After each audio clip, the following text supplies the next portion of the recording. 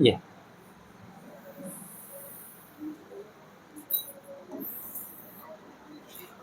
और इसका मतलब हम लोग लिखेंगे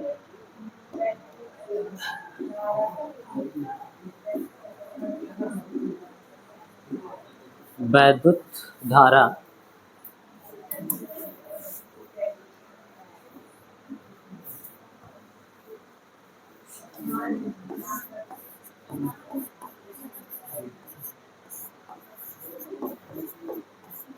तथा अनुगमन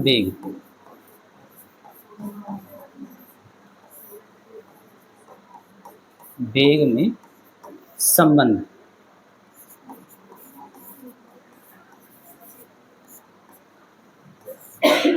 ठीक है, ये आप हेडिंग बनाएंगे।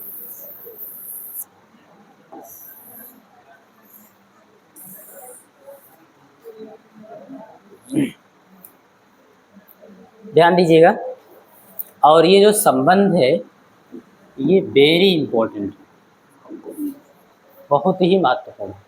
बात समझ में आ रही है?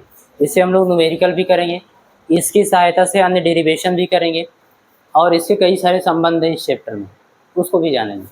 कुल मिला के बहुत ही महत्वपूर्ण है। बात समझ में आ रही है? तो अनुगमन वेग की डेफिनेशन भी महत्वपूर्ण है और उसके जितने भी संबंध है वो भी महत्वपूर्ण है। क्लियर? और इसका डेरिवेशन बोर्ड एग्जाम में पूछा भी जाता है। ठीक है, तो विद्युत धारा यानी कि आई और अनुगमन वेग यानी कि वी डी, इन दोनों में क्या रिलेशन है वही हम लोग देखने वाले हैं। Concept clear? चलो देखते हैं। उसके लिए हम लोग सपोज करेंगे कि हमारे पास कोई एक चालक तार है इस तरीके से,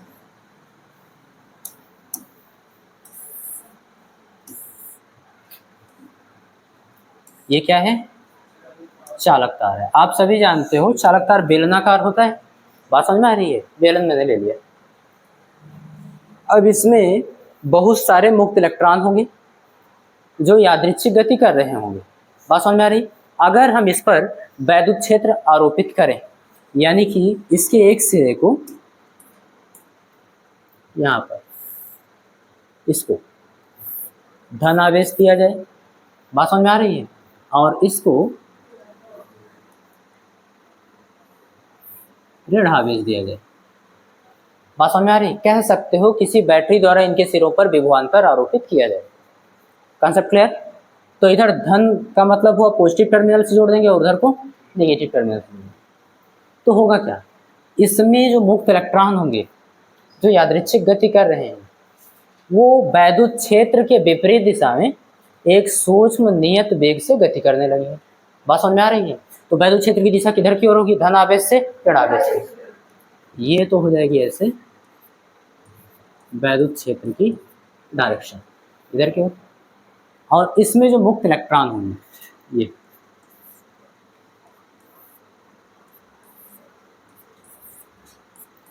उन सब की डायरेक्शन क्या होगी? ये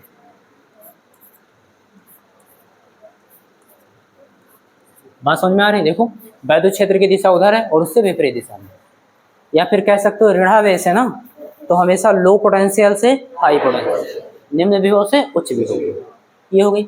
अच्छा, कितने वेग से गतिमान है? तो हम लोग बता सकते हैं बी डी। कितने वेग से बेटा? बी डी वेग से गतिमान है। बी डी क्या है? ड्रिफ्ट वेलोसिटी यानी कि अनुगमन वेग, और इसी का रिलेशन बताना है आई के साथ। कॉन्सेप्ट क्लियर है? चलो ओके, ठीक है। अब ध्यान देना, हम लोग लैंग्वेज लिखेंगे, थोड़ा सा लिखेंगे मानव चालक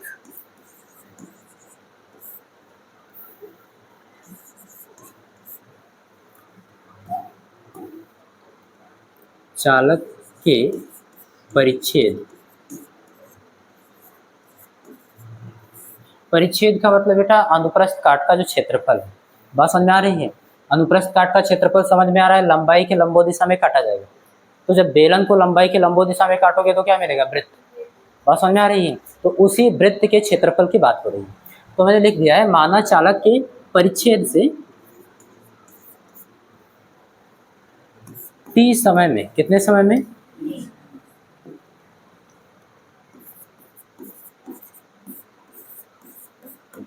t समय में q आवेश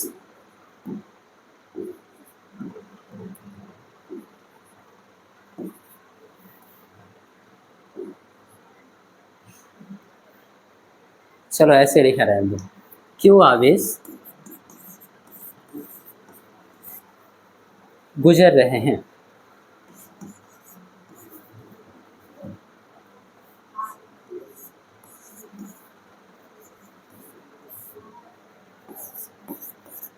बात समझ में आ रही?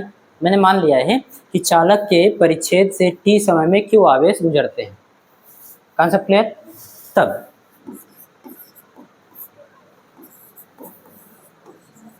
चालक में प्रवाहित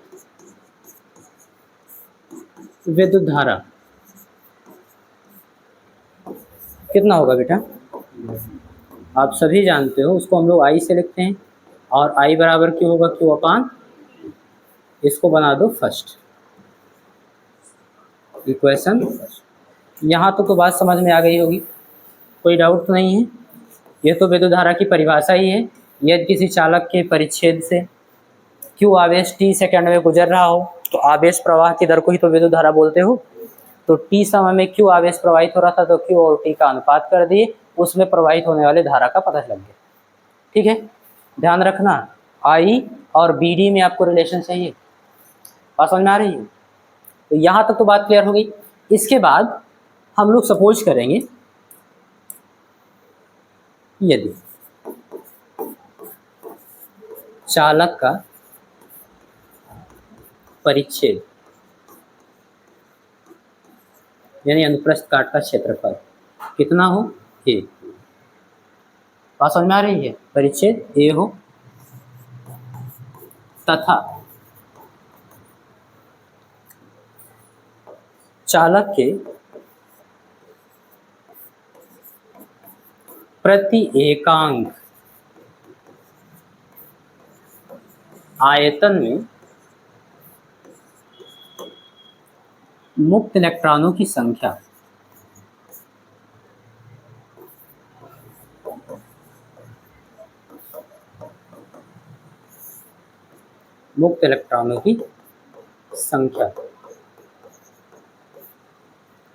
स्मॉल n हो।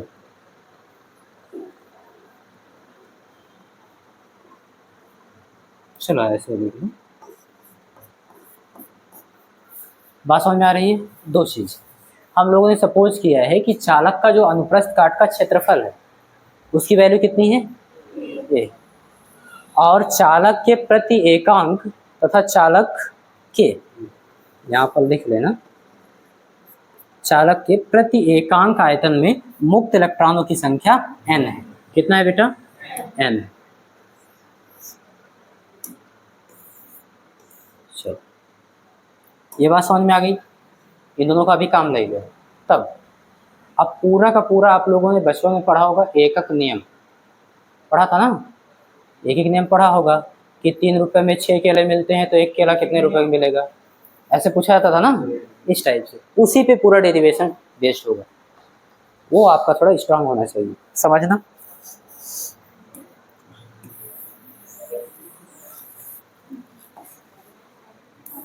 चलो ध्यान देंगे।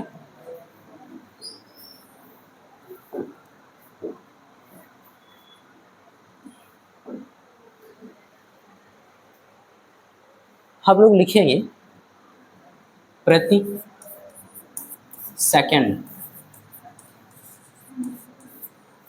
प्रति सेकंड का मतलब एक एक सेकंड की बात करें, ठीक है? प्रति सेकंड चालक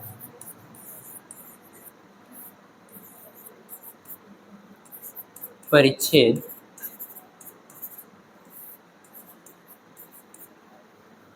गुजरने वाले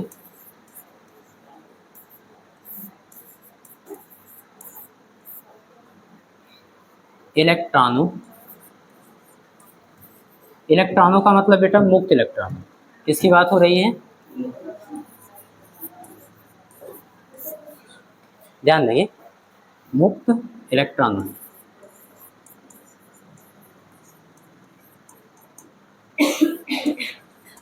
की संख्या।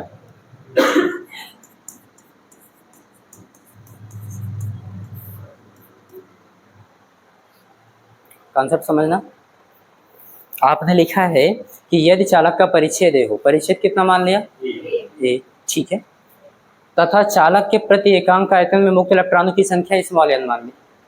अब मैं कह रहा हूं प्रति सेकंड चालक के परिच्छेद से गुजरने वाले मुक्त इलेक्ट्रॉनों की संख्या तो होगी कितना? तो हम लिखेंगे, मैं समझा रहा हूं इसको, है ना, हम लोग लिखेंगे n इंटू BD लंबाई व ए परिच्छेद। थोड़ा धैर्य की जरूरत होगी यहाँ। BD लंबाई व ए परिच्छेद वाले बेलन का आयतन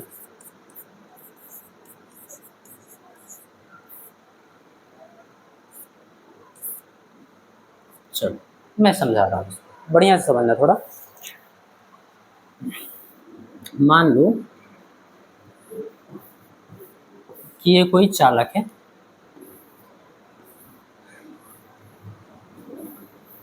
बात समझ में आ रही? ये कोई क्या है? चालक, और इसका ये अनुप्रस्थ काट का जो है क्षेत्रफल है, जिसको आपने कितना मान के रखा है? ए। बात समझ में आ रही? अब मैं किसी भी परिच्छेद की बात कर रहा हूँ, मान लो यहाँ पे कोई एक परिच्छेद है ऐसे, और यहाँ से 1 सेकंड में, कितने सेकंड में? 1 सेकंड में, प्रति सेकंड का मतलब हुआ 1 सेकंड। 1 सेकंड में कुछ इलेक्ट्रॉन यहाँ से ऐसे गुजर रहे होंगे इस परिच्छेद में। बात समझ में आ रही है? हमको नहीं पता कितने गुजर रहे हैं, अभी कैलकुलेट करके बता रहे हैं। तो 1 सेकंड में कितने वेग से गुजर रहे हैं बेटा? BD मीटर प्रति, और BD मीटर प्रति सेकंड का मतलब हुआ 1 सेकंड में कितना?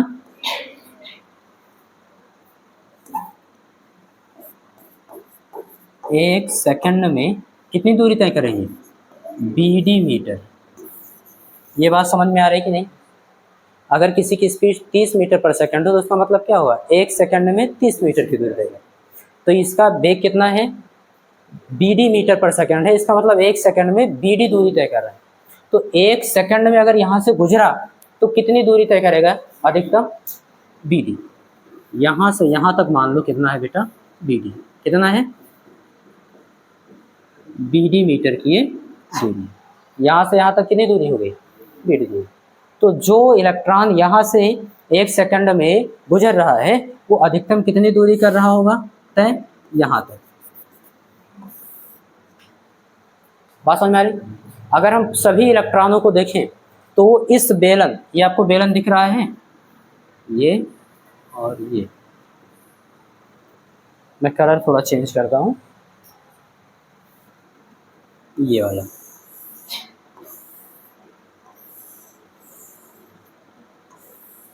बताओ बेटा दिख रहा है बेलन? इसकी लंबाई कितनी है? BD, और इसका अनुप्रस्थ काट का क्षेत्रफल ए, यानी परिच्छेद क्षेत्रफल ए। तो जितने भी इलेक्ट्रॉन इस परिच्छेद से 1 सेकंड में गुजर रहे होंगे वो सारे के सारे इसी बेलन में ही तो होंगे। बात समझ में आ रही है? अब आप सभी जानते हो कि एकांक आयतन, एकांक आयतन का मतलब 1 मीटर क्यूब, यही तो हुआ 1 मीटर क्यूब। 1 मीटर क्यूब में कितने इलेक्ट्रॉन हैं? कितने इलेक्ट्रॉन है बेटा? n।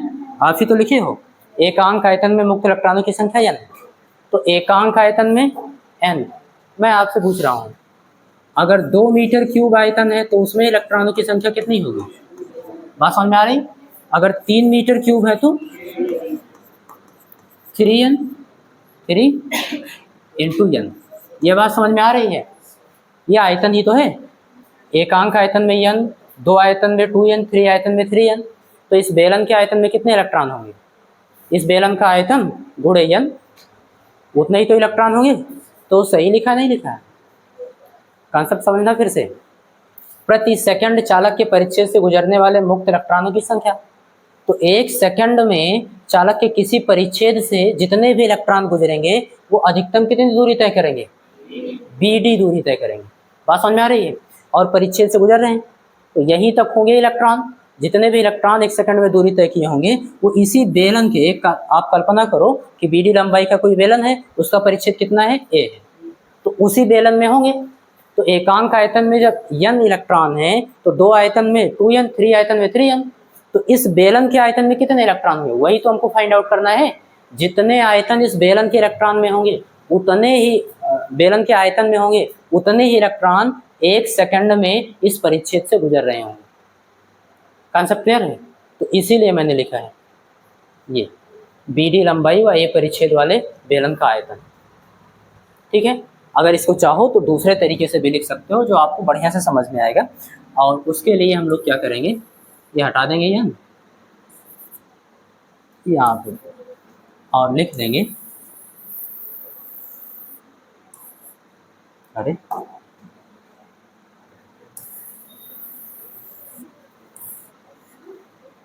ध्यान देना, लिखा है प्रति सेकंड चालक के परिच्छेद से गुजरने वाले मुक्त इलेक्ट्रॉनों की संख्या। तो बीडी लंबाई व ए परिच्छेद वाले बेलन के आयतन में मुक्त इलेक्ट्रॉनों की संख्या क्या लिख देंगे, बीडी लंबाई व ए परिच्छेद वाले बेलन के आयतन में मुक्त इलेक्ट्रॉनों की संख्या। चलो इसी के बराबर तो होंगे, आप सभी जानते हो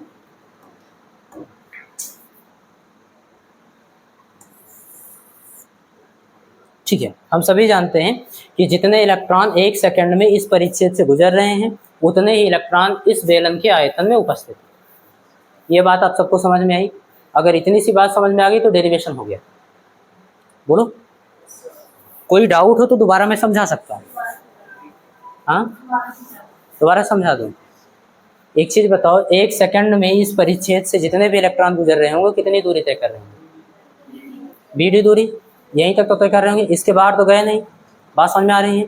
तो जितने भी इलेक्ट्रॉन इस परिच्छेद से गुजर रहे हैं सारे के सारे यहीं तक तो स्टोर हैं। तो आप कल्पना कर लो कि एक बेलन है यहाँ से यहाँ तक, उस बेलन को वहाँ तक काट लो, उसकी लंबाई कितनी है, बीडी, और उसके परिच्छेद का क्षेत्रफल जितना इसका होगा उतना उसका होगा, ए है। तो जितने इलेक्ट्रॉन इस परिच्छेद से गुजरे एक सेकंड में उतने ही इलेक्ट्रॉन इस बेलन के आयतन में होंगे।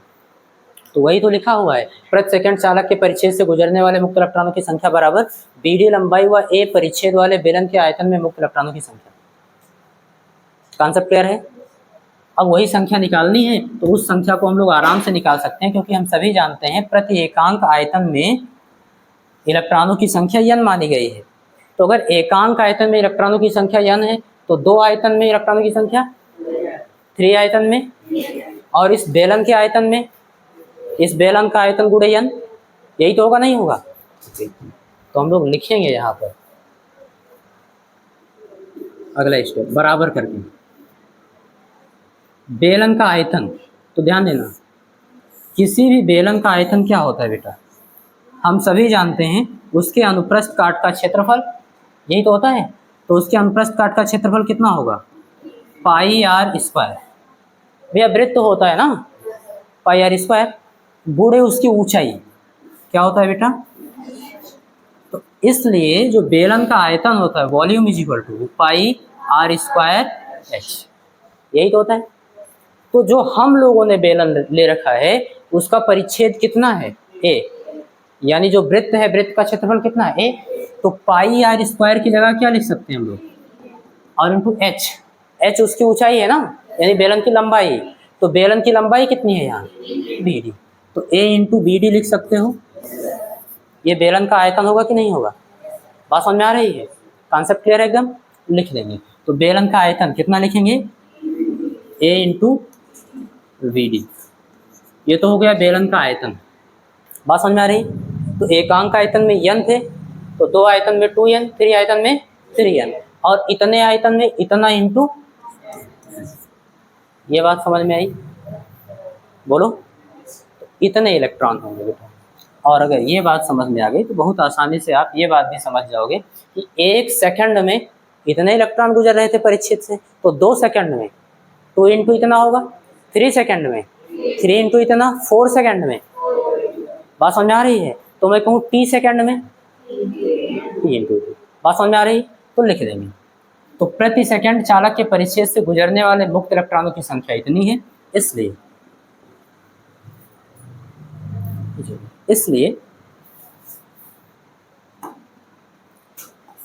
टी सेकंड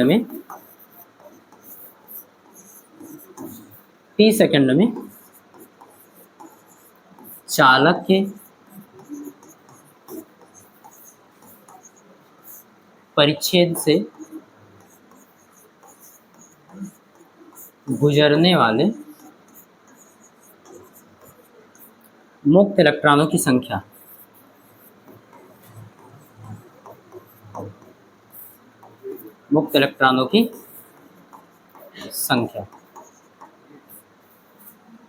बात समझ में आ रही है? इसको कुछ मान लो, हम मान लेंगे n, क्या मान लेंगे, और कैपिटल N मान लेंगे।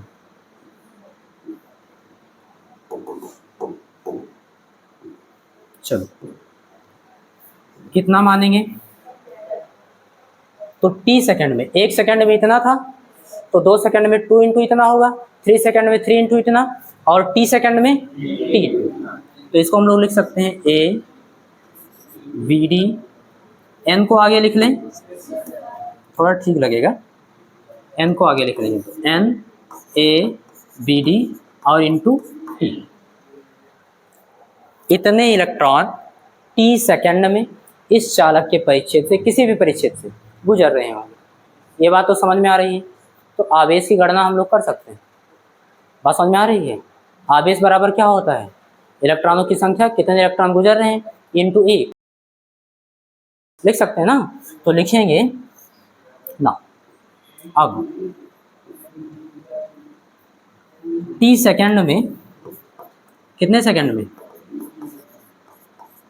टी सेकंड में चालक के परिच्छेद से गुजरने वाला आवेश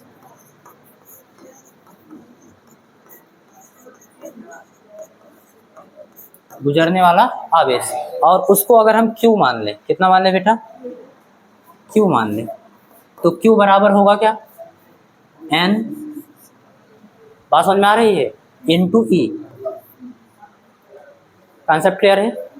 फिर से समझा रहा हूँ, Q क्या है, T सेकंड में चालक के परिच्छेद से गुजरने वाला आवेश, तो N का मान कितना होना चाहिए, T सेकंड में उसी परिच्छेद से गुजरने वाले इलेक्ट्रॉनों की संख्या।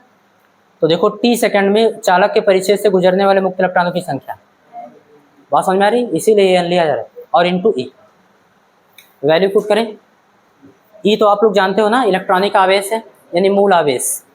ओके, वैल्यू पुट करेंगे, यहाँ पर हम लोग लिखेंगे बट,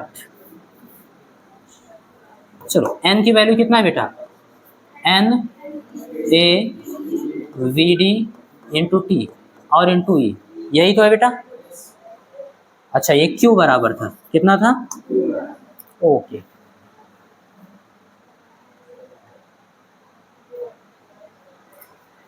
T इधर गुणे में इधर आएगा, तो अगला स्टेप देख लो, Q upon T is equal to N, इसको रीअरेंज कर रहे हैं, N के बाद E लिख लो, N E A B D, और T तो इधर चला आया ना, तो Q upon T is equal to N E A B D। बात समझ में आ रही? इक्वेशन फर्स्ट देखो, Q अपॉन T किसके बराबर है, I के बराबर, तो लिख देंगे फ्रॉम इक्वेशन फर्स्ट,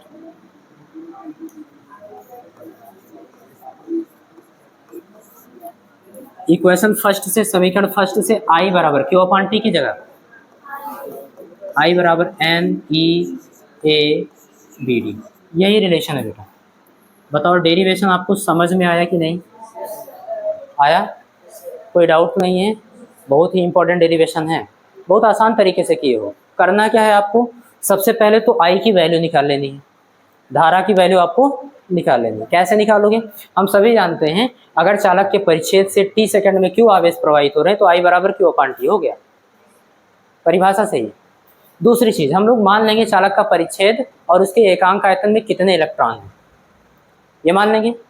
तो एकांक आयतन में अगर n इलेक्ट्रॉन है तो उस बेलन के आयतन में कितने इलेक्ट्रॉन होंगे वो निकाल लेंगे। और बेलन के आयतन को निकालने की जरूरत है, मतलब बेलन के आयतन में कितने इलेक्ट्रॉन हैं ये निकालने की क्या जरूरत है, क्योंकि हम सभी जानते हैं अगर ये बेलनाकार चालक तार है इस तरीके से और इसमें से किसी भी परिच्छेद से इलेक्ट्रॉन गुजर रहा है तो 1 सेकंड में वो कितनी दूरी तय करेगा, bd दूरी तय करेगा, क्योंकि उसका वेग ही है bd मीटर पर सेकंड। तो 1 सेकंड में bd दूरी तय करेगा, तो यहीं तक होगा। तो यहाँ से यहाँ तक जो बेलन आपको दिख रहा है उसमें जितने इलेक्ट्रॉन होंगे उतने ही इलेक्ट्रॉन 1 सेकंड में इसके परिच्छेद से गुजर रहे होंगे, तो इसलिए हम लोग निकाले। तो एकांक आयतन में n इलेक्ट्रॉन थे तो इस बेलन के आयतन में कितने इलेक्ट्रॉन होंगे, तो इस बेलन का आयतन निकाल लेंगे और इलेक्ट्रॉनों एकांक आयतन में इलेक्ट्रॉनों की संख्या से गुणा करा देंगे, मिल जाएगा। आप लोग लिख भी सकते हो यहाँ पे, जहां A इंटू BD है क्या, तो बोलोगे एक बेलन बना लेना ऐसे, बात समझ में आ रही है। इसका अनुप्रस्थ काट का क्षेत्रफल बता देना कितना है, बोल देंगे A कितना है बेटा, और इसकी लंबाई कितनी है BD है। बात समझ में आ रही है। तो का आयतन, ये क्या है बेलन ही तो है, तो बेलन का आयतन, कौन से बेलन का आयतन है, तो आप सभी जानते हो A अनुप्रस्थ काट वाले और BD लंबाई वाले बेलन का आयतन। बात समझ में आई, बस उतना मिल गया। तो कितने इलेक्ट्रॉन कुल मिला के t सेकंड में गुजर रहे हैं, 1 सेकंड में पता चल गया, t सेकंड में t से गुणा करा देंगे उसे में आ जाएगा। और उसके बाद t सेकंड में जब इतने इलेक्ट्रॉन गुजर रहे हैं तो t सेकंड में कितने आवेश गुजर रहे हैं वो तो निकाल ही लोगे ना। तो q बराबर n इंटू ई से, n की वैल्यू यहाँ से पुट करेंगे और t को इधर लाएंगे तो इक्वेशन फर्स्ट से q अपान टी बराबर I, तो I is equal to n E A BD। और इस फार्मूला को आप गाली के तौर पर रट लो। अगर आपको किसी पे गुस्सा आती है तो आप उसको आज से कुछ गाली नहीं दोगे, बोलोगे n ई ए BD, क्या बोलोगे n ई ए BD। अब गांव में मत बोलना, ये देखते रहेगा, इसका मानसिक संतुलन ठीक नहीं है ना। आपस में अगर गुस्साते हो किसी के ऊपर तो बोलना I is equal to n E A BD। और ये इसलिए कह रहा हूँ क्योंकि ये फार्मूला बहुत ही जरूरी है, और अगर गाली नहीं दे रहे हो एक दूसरे को तो भूल जाओगे। अभी से स्टार्ट कर दिया, इसको नोट करो बेटा।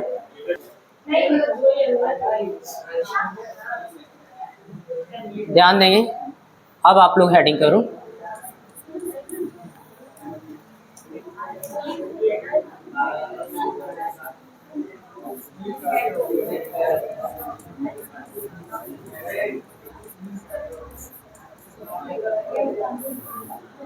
करंट डेंसिटी मीन्स धारा घनत्व। बातचीत नहीं करिए, हेडिंग करो। इसका परिभाषा लिखो, फिर समझाता हूँ ये क्या है ना। लिखो, किसी चालक में किसी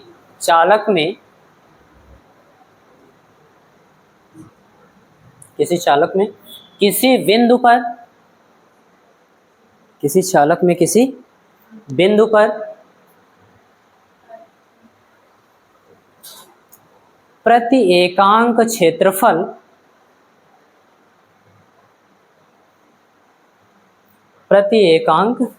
क्षेत्रफल से गुजरने वाले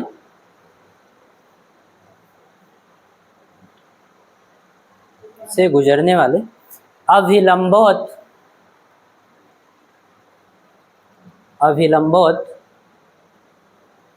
वैद्युत धारा को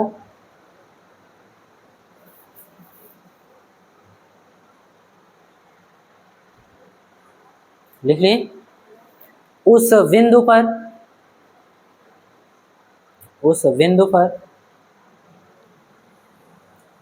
धारा घनत्व कहते हैं। उस बिंदु पर धारा घनत्व कहते हैं। लिख लिए? ठीक है, ध्यान देना, मैंने कहा है कोई चालक है, उसके भीतर किसी बिंदु की बात हो रही है, बात समझ में आ रही है, और उस बिंदु पर जो एकांक क्षेत्रफल से अभिलंबोत धारा गुजर रहा होगा, बात समझ में आ रही है, एकांक क्षेत्रफल से अभिलंबोत धारा गुजर रही है, यानी क्षेत्रफल के लंबोत जो धारा गुजर रही है उसी को हम लोग क्या बोल देंगे, लेकिन उस बिंदु पर धारा घनत्व, ध्यान रहे जो धारा घनत्व है वो पूरे चालक के लिए परिभाषित नहीं है, बात समझ में आ रही है, चालक के भीतर एक एक बिंदु के लिए परिभाषित है, यानी प्रत्येक बिंदु पर धारा घनत्व का मान अलग अलग होता है। कॉन्सेप्ट क्लियर है? ये चीज़ आपको याद रखनी है, इसीलिए जब भी आपको परिभाषा लिखनी है बिंदु की बात जरूर करनी है, बात समझ में आ रही? चलो देखते हैं इसको हम लोग, इसमें एक चीज़ हम लोग और लिखेंगे, इसे लिख लेना, इसे कैपिटल जे या स्मॉल जे जिससे मन कह लिख सकते हो,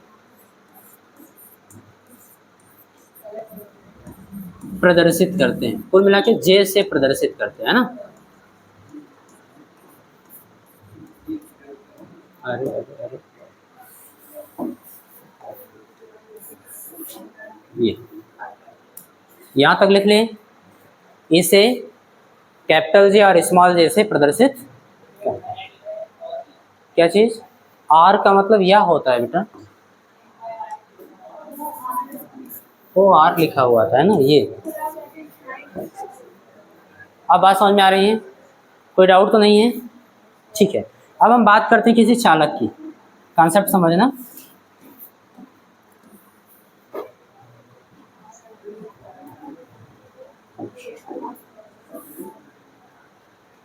मान लो बेटा ये कोई क्या है, चालक है, क्या है, बातचीत बिल्कुल नहीं करिए, समझ नहीं पाओगे इसको। ये कोई चालक है, ठीक है, और इसका ये अनुप्रस्थ परिच्छेद है, ठीक है, ये अनुप्रस्थ काट का क्षेत्रफल है जिसको हम लोग मान ले रहे हैं ए है। कितना है बेटा? ए। कॉन्सेप्ट क्लियर है? अच्छा, इसके भीतर अगर हम किसी बिंदु की बात करें तो वहां पे हम लोग एक परिच्छेद ले रहे हैं, मान लीजिएगा ये,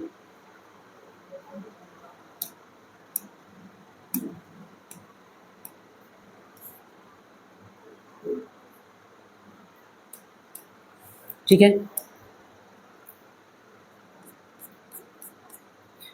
ये चालक का क्या है, बीच में लंबाई के लंबो दिशा में से काटा गया है, सपोज करो वहाँ पे अनुप्रस्थ क्षेत्रफल है, वहीं पे कोई एक बिंदु सेलेक्ट कर लो आप, हम लोग मान लेंगे यहाँ पे एक बिंदु ये है, इस बिंदु पे अगर हम लोग धारा घनत्व निकालना चाहें तो हम लोग देखेंगे कि इसके परिच्छेद से एकांक क्षेत्रफल में कितनी लंबोत धारा बह रही है, बात समझ में आ रही है? तो सपोज कर लो अभी क्षेत्रफल कितना है, ए क्षेत्रफल है, कितना क्षेत्रफल है, ए है, ठीक है, ये चीज़ आप लोग ध्यान रखें।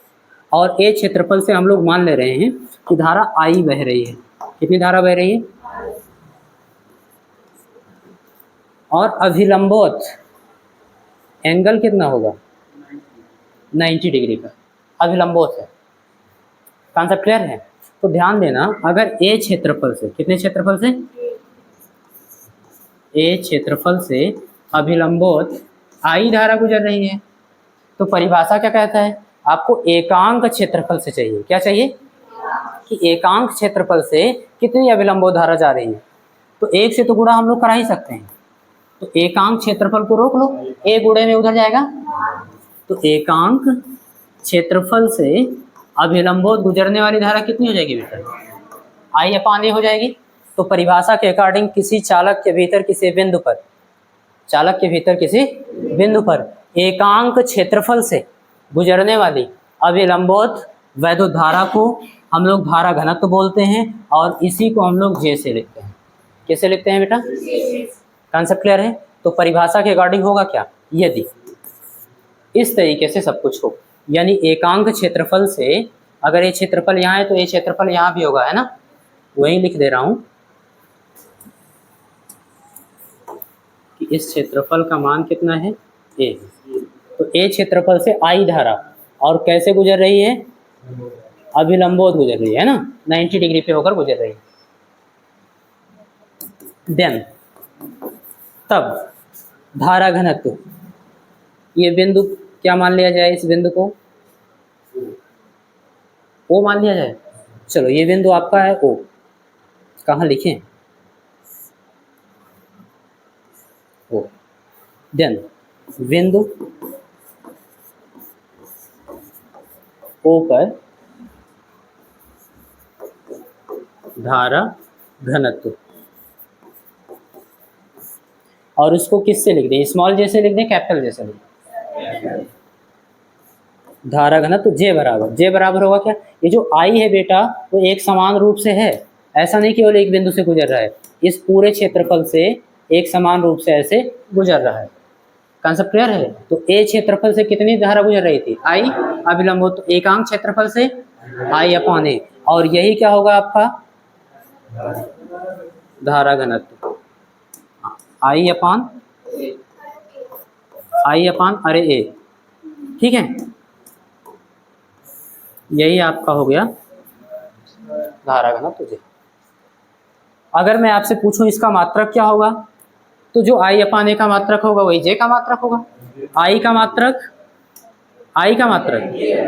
एम्पियर प्रति क्षेत्रफल का, तो एसआई सिस्टम में इसका मात्रक क्या हो गया, एम्पियर प्रति मीटर स्क्वायर। कोई डाउट तो नहीं है, ओके। और एक चीज ध्यान देंगे, यहीं पर लिख लेना, यह एक सदिश राशि है, क्या है बेटा,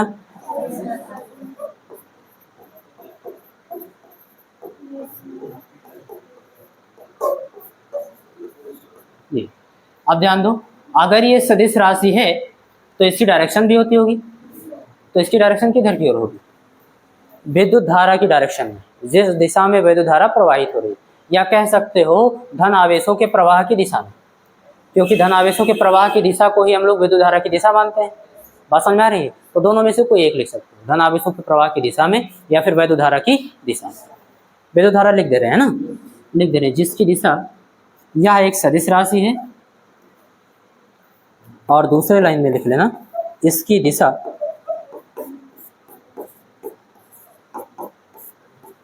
धारा प्रवाह के अनुदिश होता है। अनुदिश का मतलब उसी की दिशा में है ना, कि अनुदिश होती है। बात समझ में आ रही। धारा घनत्व तो कोई पूछेगा तो चालक के भीतर सबसे पहले किसी बिंदु पे जाना, बिंदु को मत छोड़ना है ना, क्योंकि ये बिंदु के लिए ही परिभाषित है।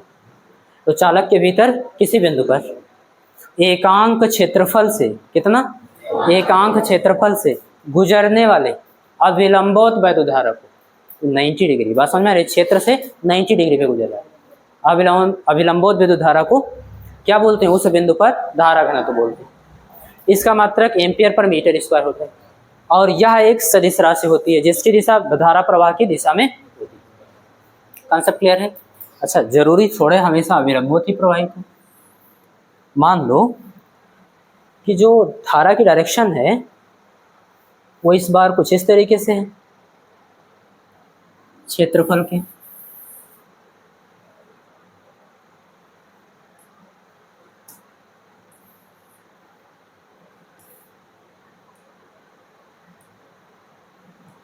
चलो इसको हम लोग COT करके लिखेंगे। यदि एक कंडीशन ऐसा भी हो सकता है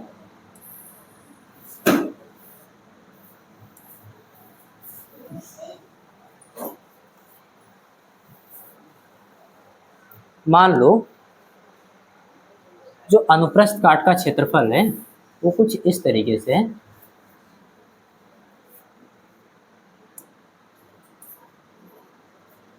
ये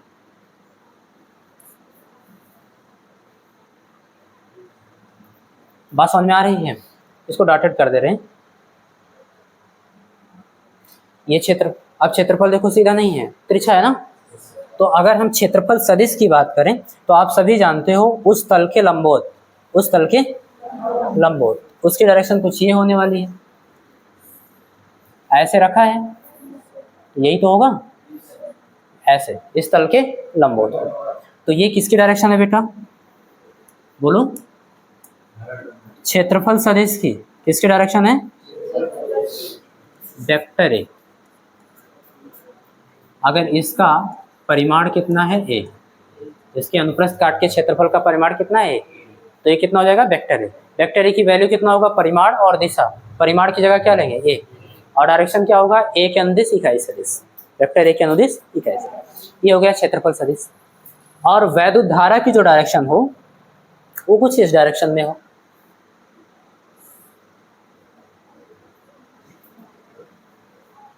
ये ठीक है। वैद्युत धारा की डायरेक्शन ये हो गई, ये है क्या, आई। अब देखना आई और ए के बीच कुछ ना कुछ कोण बन रहा होगा, उसको हम लोग कितना मान लें, चलो मान ले रहे हैं थीटा कोण बन रहा है। कितना कोण बन रहा है, थीटा। ये आई और ए के बीच का कोण थीटा है। थोड़ा सा जगह कम है, उसके लिए हम लोग ऐसे कर रहे हैं। अब है पर्याप्त जगह,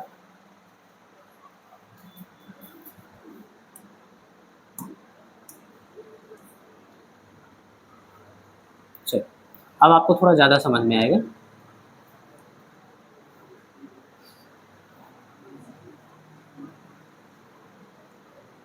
ध्यान देना, ये आई की डायरेक्शन हो गई और ये वेक्टर ए की डायरेक्शन। यहाँ पे देखो बेटा, वेक्टर ए और आई एक ही दिशा में थे, बात समझ में आ रही है, यानी आई की दिशा में किसकी डायरेक्शन में थी, वेक्टर ए के डायरेक्शन में थी।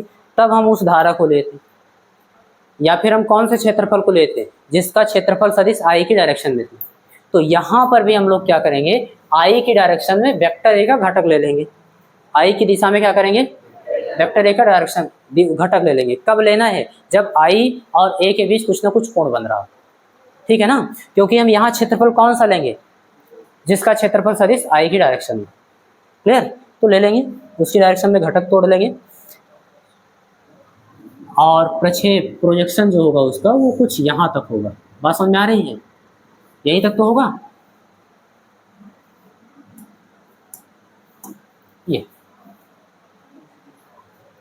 ये किसकी वैल्यू है, तो आप बोलोगे वेक्टर ए का आई की दिशा में घटक, वेक्टर ए का आई की दिशा में घटक कितना होगा, आई अभी हम इधर लिख दे रहे हैं, तो इसकी वैल्यू कितनी होगी, बताओ बेटा, बोलो, अरे बोलो, यहाँ पे अगर ए है और क्षैतिज के साथ थीटा कोण बना रहे हैं तो इसका घटक क्षैतिज की दिशा में क्या होगा, क्यों नहीं बोल रहे हो, ये वेक्टर ए था तो ये इधर की ओर ए cos थीटा और इधर की ओर ए sin थीटा, हालांकि हमको इधर से कोई मतलब नहीं। तो इधर की ओर जो कोण का मान होगा बेटा वो होगा ए cos थीटा, यहाँ पर लिखेंगे ए cos, और ये जो ग्रीन वाला है वो किसकी डायरेक्शन थी, आई की डायरेक्शन। बात समझ में आ रही है। तो अगर ऐसा कहीं पे कंडीशन है कि विद्युत धारा की दिशा क्षेत्रफल सदिश की दिशा से थीटा कोण बना रही, यानी कि क्षेत्रफल के लंबवत नहीं है, यहाँ पर देखो कहाँ लंबवत है, क्षेत्रफल ये है और धारा की डायरेक्शन ये है, ठीक है ना। तो हमको क्या करना होगा, सबसे पहले अपने क्षेत्रफल को धारा की डायरेक्शन में करना होगा, तभी तो लंबवत होगी। तो क्षेत्रफल को धारा की दिशा में हम लोग क्षेत्रफल का घटक तोड़ दें, और वो कितना आया, ए cos थीटा, तभी तो धारा लंबवत हुई। तो अब हम लोग गणना कर सकते हैं। तो अगर ये कंडीशन है देन तब ध्यान देना, तब धारा घनत्व जे बराबर होता क्या है बेटा, धारा ले लेंगे और क्षेत्रफल कौन सा लेंगे, जो धारा के लंबवत है, ऐसा बोल सकते हो। क्षेत्रफल कौन सा लेंगे, जो धारा के लंबवत है, तो उसकी वैल्यू कितनी है, ए cos थीटा। बात समझ में आ रही है।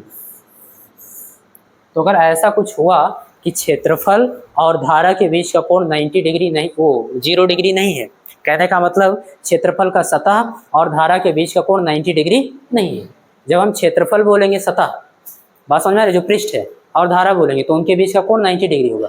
लेकिन जब हम क्षेत्रफल सदिश और धारा की बात करेंगे तो क्षेत्रफल सदिश हमेशा क्षेत्र के लंबवत होता है, यानी धारा की दिशा में होगा, तो उनके बीच का कोण 0 डिग्री होगा। तो अगर ऐसा कंडीशन नहीं है तो हम लोग ये फार्मूला लगाएंगे, कुछ ना कुछ कोण बन रहा होगा तो उस कोण का मान ऐसा रहेगा। तो धारा घनत्व की गणना हम लोग ऐसे करेंगे। बात समझ में आ रही है? परिभाषा कोई पूछेगा तो चालक के भीतर किसी बिंदु पर एकांक क्षेत्रफल से अविलंबोत गुजरने वाली विद्युत धारा को उस बिंदु पर हम लोग क्या बोल देते हैं बेटा? धारा घनत्व बोल देते हैं। इसे जे से लिखते हैं, या एक सदिश राशि है, इसका मात्रक एम्पियर पर मीटर स्क्वायर होता है। जे बराबर I/A फार्मूला, ठीक है। चलो, ये जनरल फार्मूला है, यानी व्यापक फार्मूला, हर जगह पे काम करेगा। एक कॉन्सेप्ट हम लोग और समझ लेते हैं, में हम लोग लिखेंगे बेटा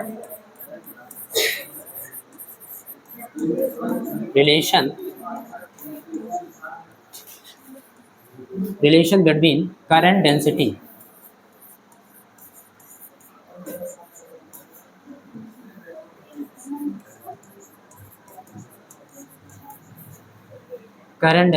एंड ड्रिफ्ट वेलोसिटी। ये आप हेडिंग बनाओगे, और जितने भी रिलेशन वाले हेडिंग हैं वो सब इम्पोर्टेंट हैं। लिखेंगे धारा घनत्व तथा अनुगमन वेग में संबंध, अनुगमन वेग में संबंध।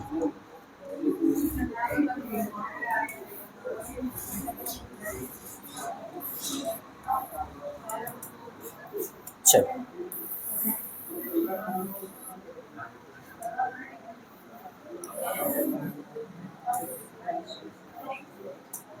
ध्यान दो बेटा, पहले समझ लो। हम सभी जानते हैं धारा घनत्व, यहां पर लिखेंगे वी नो दैट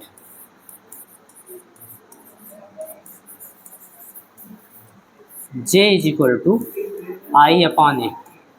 ये चीज हम सभी जानते हैं, J is equal to I/A। J क्या है? धारा घनत्व, अभी पढ़े हो। I क्या है? विद्युत धारा, और A क्या है? अनुप्रस्थ काट का क्षेत्रफल। But I is equal to NEABD। अभी अभी प्रूफ किए हो वैद्युत धारा तथा अनुगमन वेग में संबंध। I की जगह पुट कर दो, J बराबर I की जगह पे NEABD अपॉन A से A कट जाएगा।